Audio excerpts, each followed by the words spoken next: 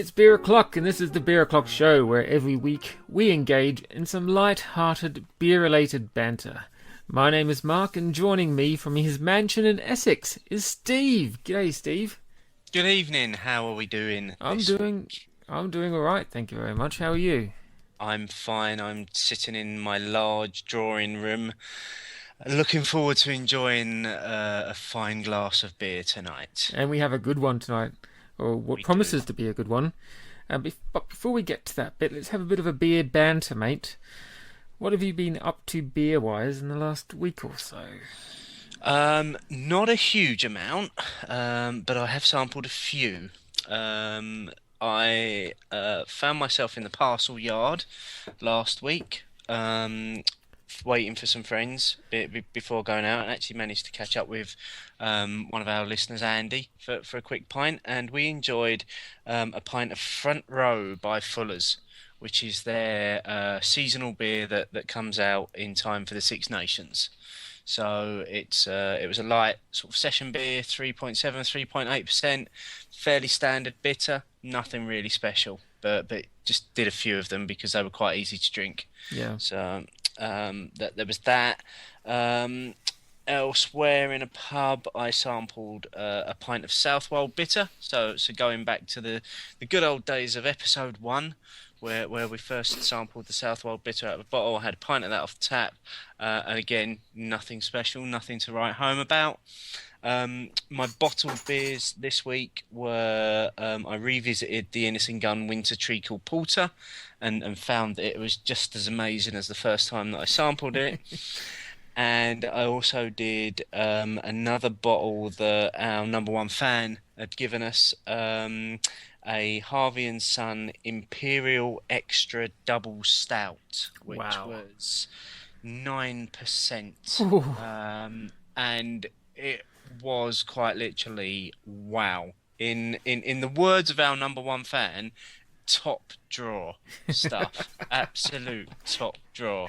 Lively out of the bottle. Again, much like that homebrew imperial stout that I tried, but nothing but pure booziness all the way through it. Dark roasted malts and booze, and that's Wow. all I could get throughout it. But it was an amazing bottle. I would highly recommend if anybody comes across the Harvey and Son Imperial Extra Double Stout. That would be my recommendation of the week. Get yourself a bottle of that. Nice one. All I managed was a London Porter by meantime. Oh, any good? Very, very nice. It's you could probably, I mean, it's porter. You know what porters are like, but it was really easy going for a porter. I found, um, nice light roasted taste to it. It was bloody tasty. I would recommend it. Oh, keep an eye out for that one.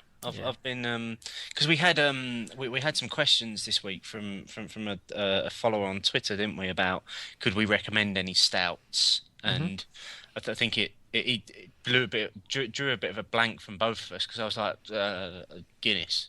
Yeah. I think I did recommend this porter to him. Yeah, In the yeah, end. yeah. I think he ended up doing a Williams Brothers Okay. um, bottle, which the name of which escapes me for now, but I think he ended up finding something. They seem to be a pretty good brewery, those William Brothers.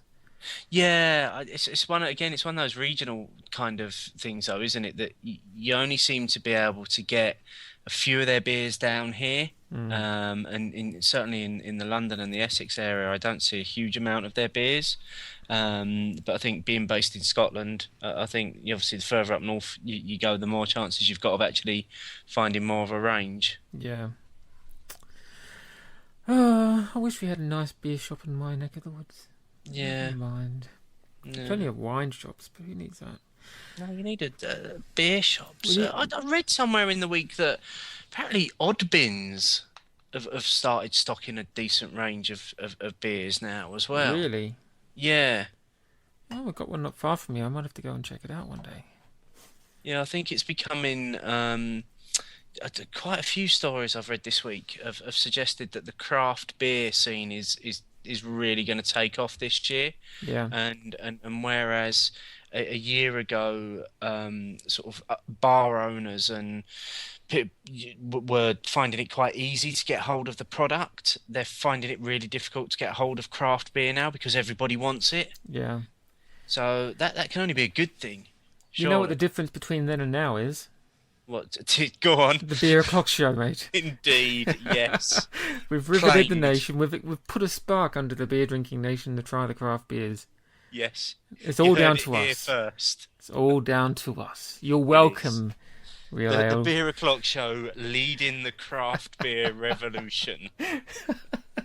Well, it can't just be a coincidence.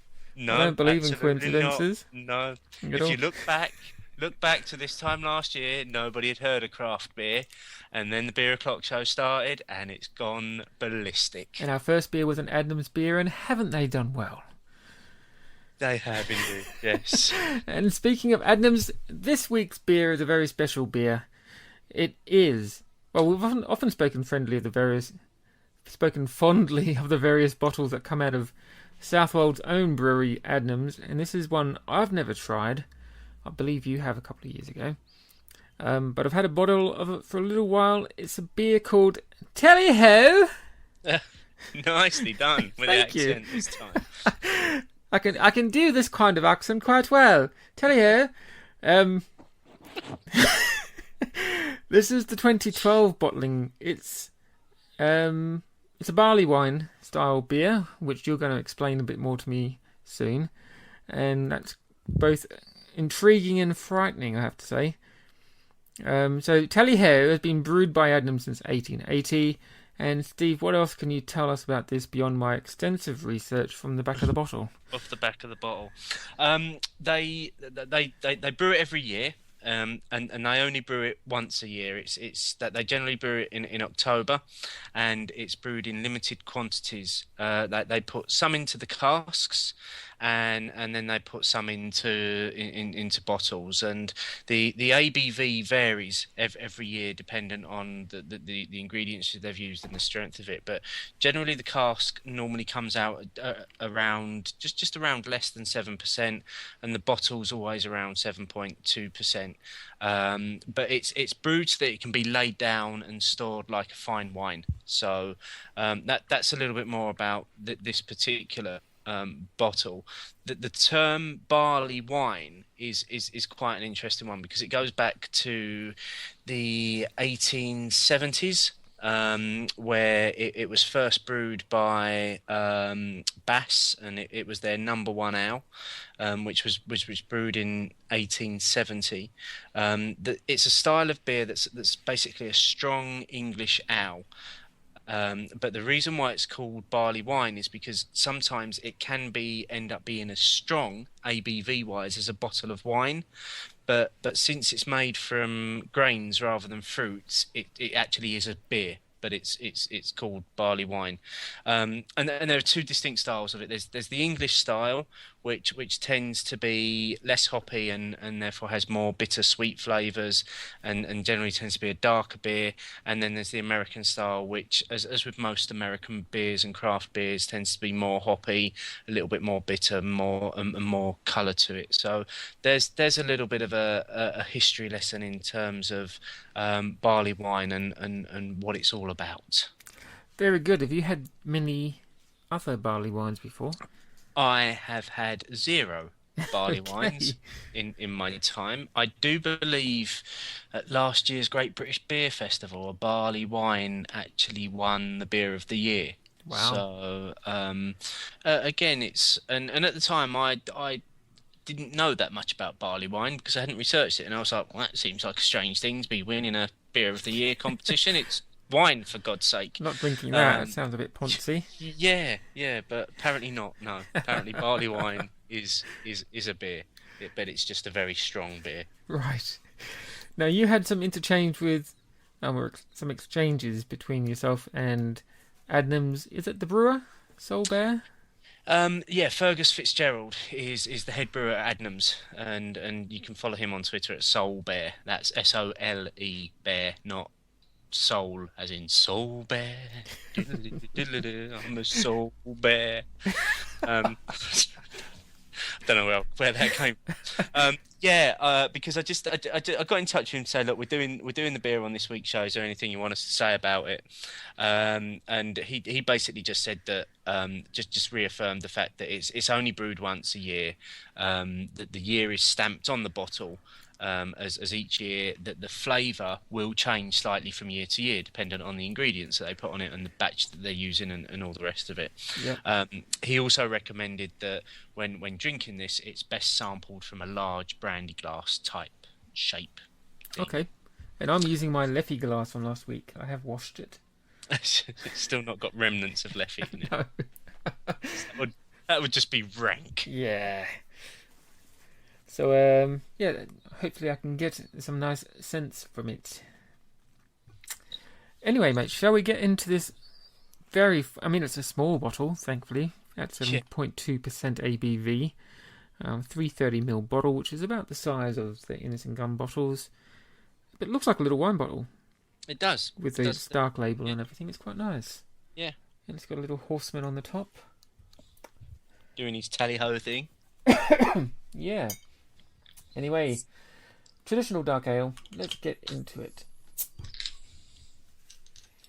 Oh, sweet aromas coming out of the bottle straight away before it's even poured. Mm. Look how dark that is. Oh, that's like a deep, dark red. Wow.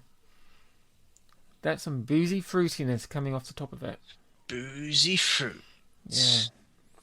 I mean, that's like Innocent Guns. Oh, that is, isn't it?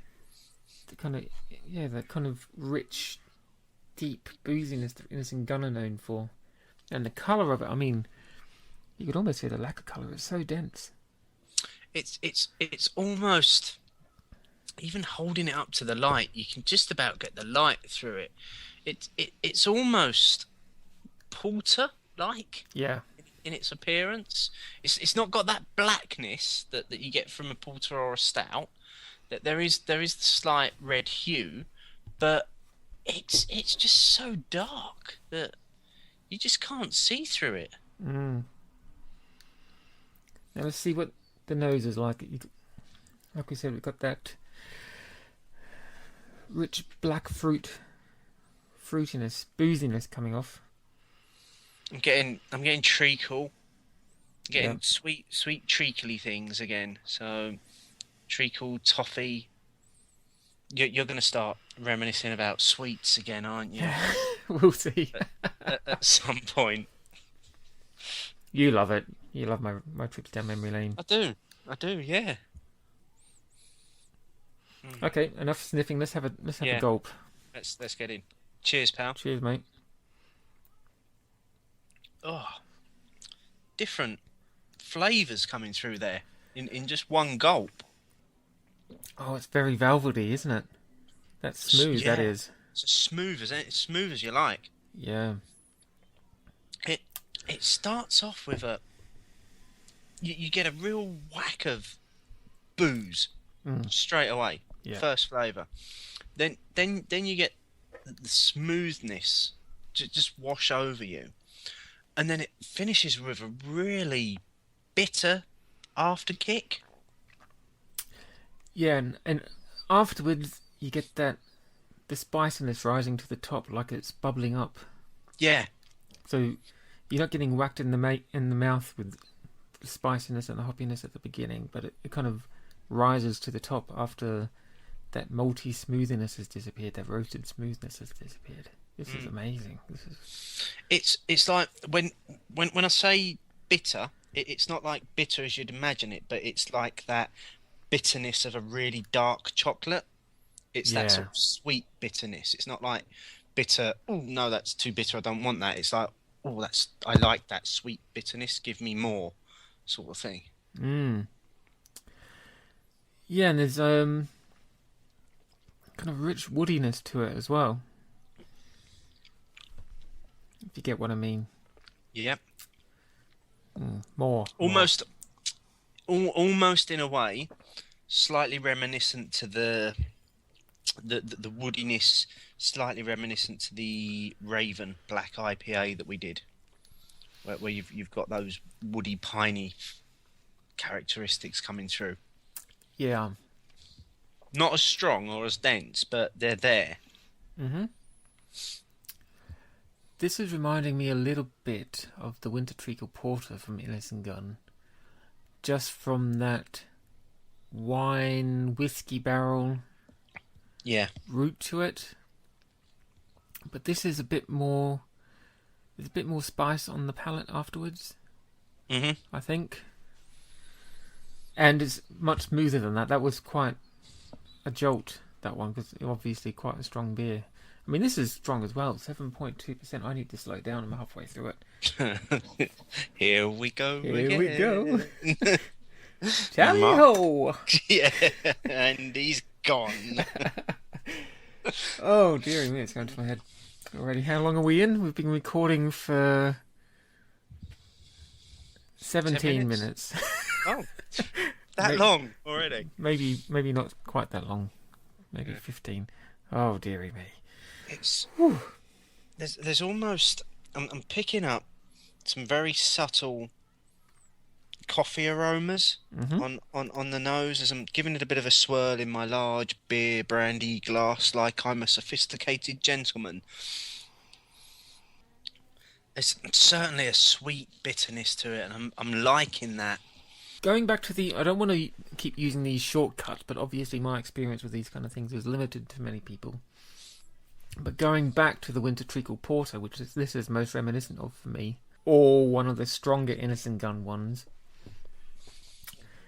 it does have that kind of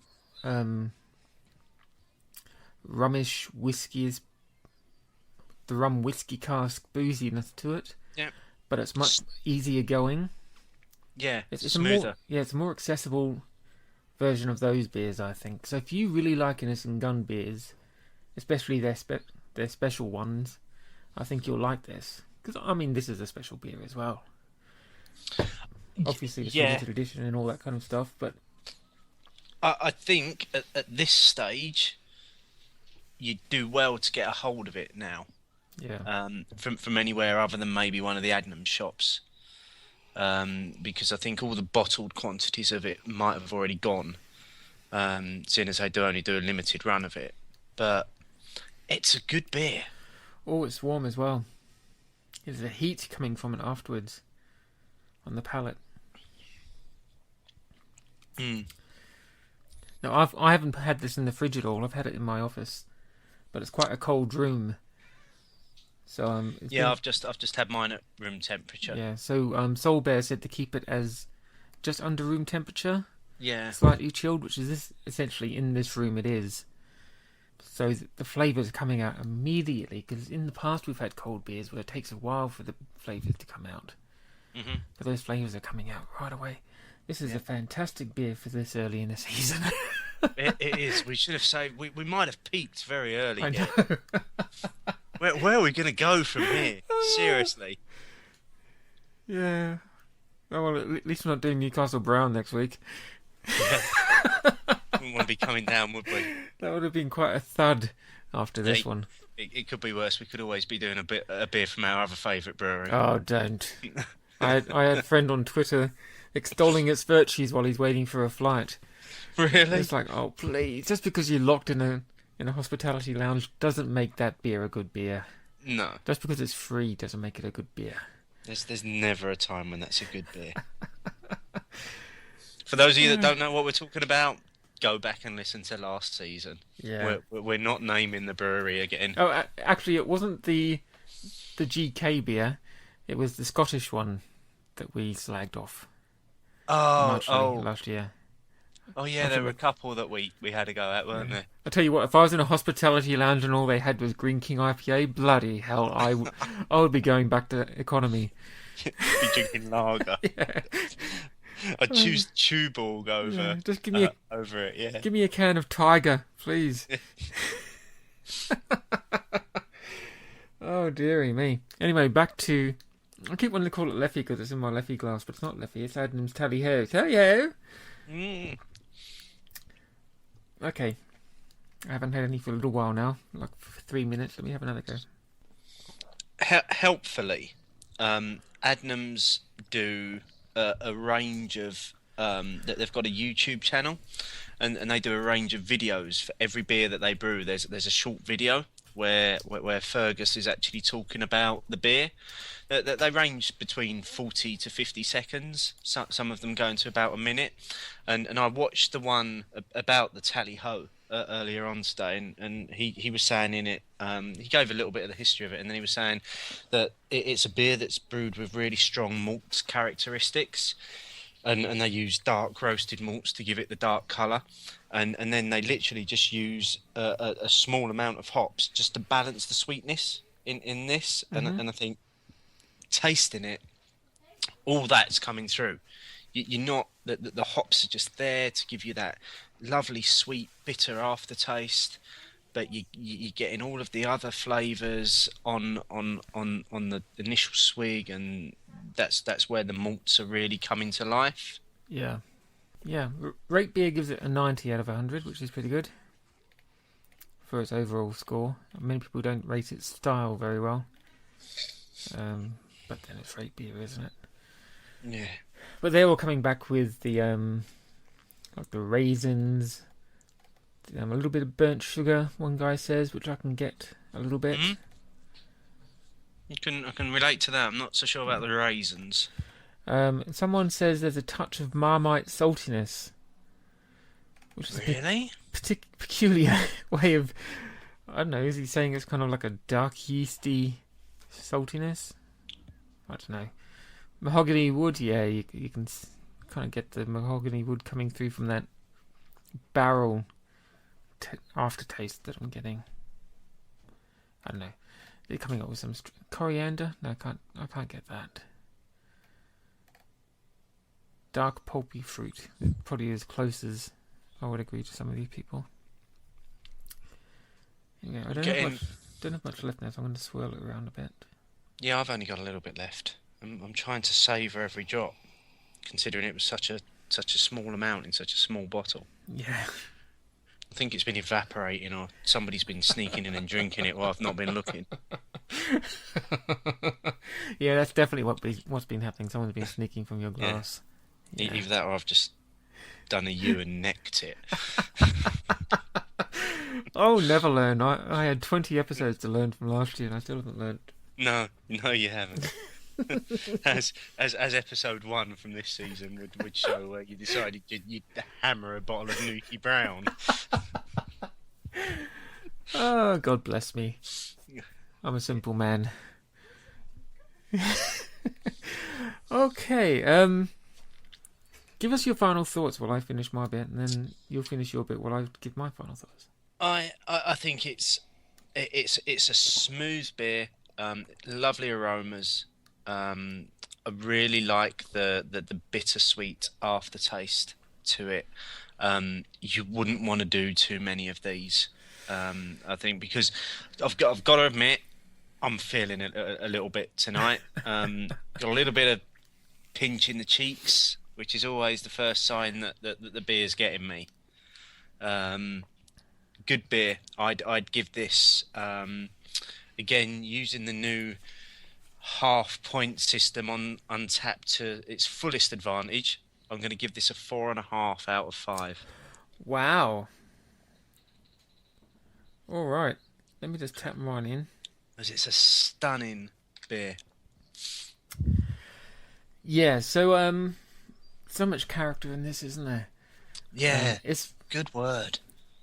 Again, it's one of these. It's a special beer. They do it once a year. And so it's obviously a special occasion for the brewery for this coming out. And they've been brewing it for 130 years now. If my math is correct. So it's obviously a really strong part of the Adnams tradition. And they do it such justice in this bottle. It's really easy to get into.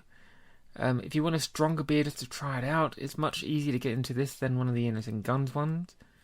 I love Innocent Gun, but that booziness really hits you, whereas this kind of it kind of sneaks up on you and then invitingly brings you into the whole taste sensation, if you get what I mean. Yeah, absolutely. So straight off on the nose, you got that really, it's boozy scent to it with the pulpy fruits and all that, but the taste is smooth, really dark malty taste to it. Then afterwards you get a very light spicy hoppiness to accompany the booziness that you encounter on the palate. So, I'm getting amazing aromas out of the empty bottle now. For some reason, I found myself going back and sniffing the empty bottle while you were chatting. It's really sweet, isn't it? But yeah, really, like almost like a coffee, like a mocha, a really strong mocha-ness to it with a hint of sweetness. Yeah. Well, I'm going to give this a 4 out of 5. Big scores for the tally-ho. Yeah. I would give it 4.5, but I'm not a huge fan of the really boozy beers. I like lighter beers, but this is so drinkable. And if you want a special bottle and you can grab this somewhere, go check out your local Adnams shop if you have one. If you're in London, there's one on, is it Store Street? Something like that. Over Bloomsbury Way. Is it still there? Because it keeps moving around London. I think so. Yeah, just have a look for an Adnams shop somewhere. There's a few of them in the south and the east of England, so it's worth checking out the Adnams website and having a look at where their stores are. Yeah. If you do like your strong beers that have got a real boozy kick to them, and if you're a fan of barley wine, this is the one for you. Yeah, really nice. So there you go. Adnams tally-ho. 4.5 from Steve, 4 from me. Top scores so far this year out of 3 episodes. Yeah. But the beers coming up are going to have a lot to catch up with, just like many had to catch up to that Innocent Gun Winter Treacle Porter that we had last year. Yeah, that was almost the pinnacle of last season, wasn't it? Yeah, and the Raven Black IPA. Yeah. So this is one of their peaks. Oh dear. Good start to the season, mate. Very good start. Yeah. Right. That's getting towards the end of the episode. Better wrap up while we can still talk somewhat. You can find us on Twitter at Beer O'Clock Show, on Facebook at facebook.com/beeroclockshow, and the website is beeroclockshow.co.uk. We're introducing some little extra bits at the end. You would have heard one on last week's episode from number 1 Beer O'Clock Show fan Anthony Statham. He's going to have a little regular bit at the end of the season. You're welcome to also provide your own little bit. If you just want to have a little 2-minute, 3-minute chinwag about a beer you're drinking, give your own little review. We'll tack it on the end. If you're homebrew and you want to provide some homebrewing tips at the end of the show, record something on your computer or on your phone and email them to beeroclockshow@gmail.com. And if you want to send us messages, you can do that. Twitter, Facebook, email, however you want to do it. Be great to hear from you. Okay. Oh, this beer's getting to me. Me too. Yeah. What a fine way to spend 20 minutes. Indeed. All right, mate. As always, thank you very much. It's great to speak to you every week and have a beer with you, even if it is digitally. And I hope you enjoy your time in your mansion in Essex. I shall roam the halls now with my empty brandy beer glass, talking about how quaffable the beer was. And saying tally-ho to your staff. Tally-ho. Okay, mate, until next week. Thank you very much. Cheerio. Catch soon. Bye-bye.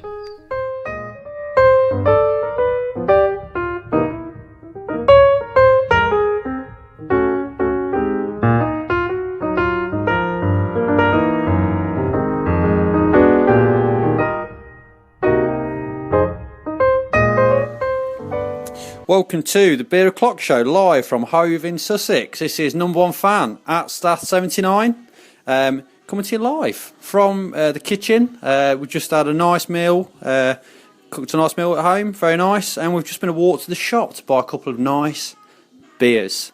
And I'm here with alcohol enthusiast Harry, who's going to give his unique insight into the Curious Brew beer, which is a premium pre-fermented beer with champagne yeast for a cleaner, drier, more refreshing beer. And what can I say about this beer? Absolutely top drawer. You'd love this in a big sausage fest. Lovely. Harry, what are your thoughts? I think it's great. I think it's light. It's got I think lemongrassy kind of flavours on the nose. Really a great sort of session beer, Pilsner style. Goes with most situations. I think kind of a good all rounder. Good, Harry. And that is why I've got Harry in the podcast. Clear, concise, accurate information. Curious beer. Lovely. Recommend it. 4 out of 5. Number 1 fan. Over and out.